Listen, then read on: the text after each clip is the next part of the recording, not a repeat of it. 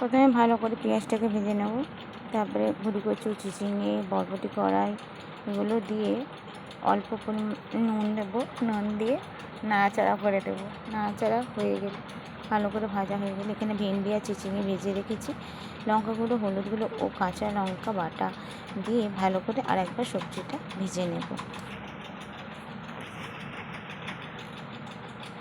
ভাজা ভাজা হয়ে গেলে ভালো করে সবজিটার সাথে মশলাগুলো ভালো করে ভেজে নেব। ভাজা হয়ে গেলে পরিমাণ মতো জল দেব, জল দিয়ে আর একবার নেড়ে চেড়ে দেবো।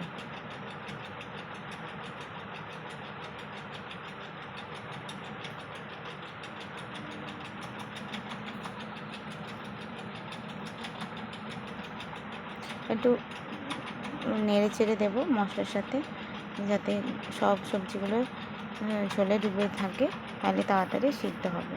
দিয়ে একটু চাপা দিয়ে দেবো, আবার চাপা খুলে ভেন্ডি, চিচিঙে, চিংড়ি মাছ এগুলো দিয়ে, আলু ছিল আলুটা দিয়ে দেবো, সব দিয়ে একটু আরেকবার চাপা দিয়ে দেবো। চাপা দেওয়ার পর দেখো প্রায় হয়ে এসছে। মিষ্টি তরকারিটা কেমন হয়েছে কমেন্ট করে জানাবে অবশ্যই, এবং সাবস্ক্রাইব করতেও ভুলবেন না।